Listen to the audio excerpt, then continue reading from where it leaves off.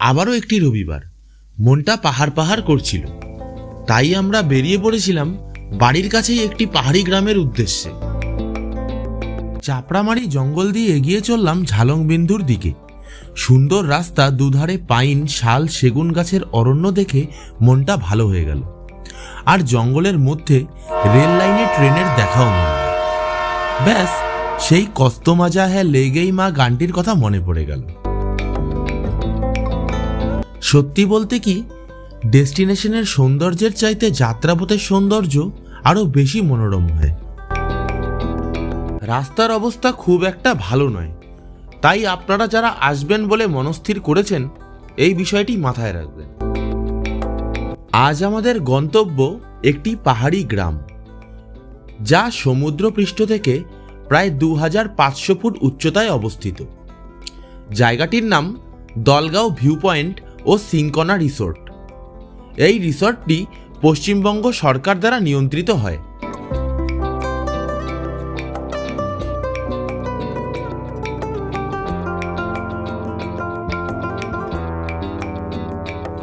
Ticket কেটে আমরা ভেতরে প্রবেশ করলাম।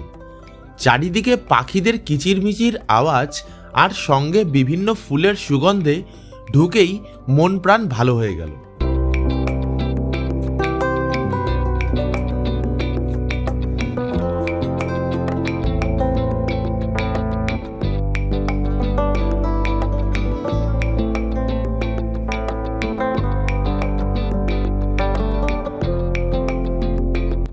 নানা রকমের ঔষধি গাছ যেমন সিংকোনা, সর্পগন্ধা, চিরতা ইত্যাদি এখানে দেখা যায়।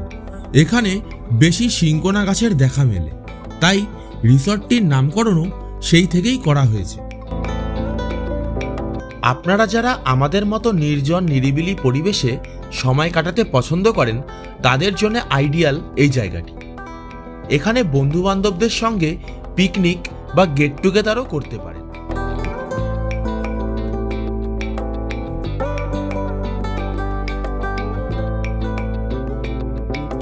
মাঝের এই পাইন গাছগুলি হলো এক একটা সিগনেচার, যেটি ছবিতে দেখেই যে কেউ একবারে বলে দিতে পারে এটা কোন জায়গা।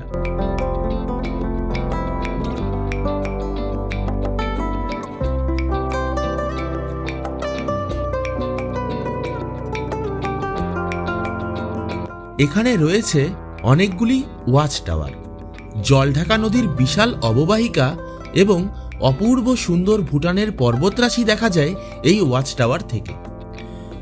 আমাদের এতদিনের ঘোরাফেরার অভিজ্ঞতায় যা বলে, এত সুন্দর বিস্তৃত দৃশ্য আর কোথাও দেখা যায় বলে তো মনে হয় না। নিজেদের চোখে না দেখলে এই প্রাকৃতিক সৌন্দর্যটা উপভোগ করা অসম্ভব। এই রিসর্টটি বুক করার পদ্ধতিটি একটু ভিন্ন। নিচে লিংক দিয়ে রাখলাম, মেইল আইডিতে মেইল করে বুকিং করতে হবে। মেইল আইডিটি হল directorsincona@gmail.com। আরেকবার বলে দিচ্ছি, directorsincona@gmail.com। সন্ধ্যা নামার আগেই বাড়ির পথে রওনা দিলাম। ভিউ পয়েন্টের কাছেই একটি রেস্তোরাঁ দেখতে পেয়ে আমরা দাঁড়ালাম। পাহাড়ে এসেছি আর মোমো বা কফি টেস্ট না করেই চলে যাব, এটা কখনো হয় না। খাবারগুলি খুবই সুস্বাদু এবং ফ্রেশ ছিল, আর রেস্তোরাঁর ওনার এবং স্টাফদের ব্যবহারও আমাদের কাছে খুব ভালো লাগলো। আপনারা এই পথে এলে অবশ্যই এই রেস্তোরাঁর খাবার ট্রাই করতে পারেন। জায়গাটি আপনাদের কেমন লাগলো অবশ্যই কমেন্ট বক্সে জানাবেন। আমাদের কাছে কিন্তু বেশ ভালোই লেগেছে। আজকের মতো এই পর্যন্ত। আরেকটি এমন রোমাঞ্চকর জায়গার ভিডিও নিয়ে আমরা আবারও ফিরব। অবশ্যই এই চ্যানেলটি সাবস্ক্রাইব করে সঙ্গে থাকবেন। ধন্যবাদ।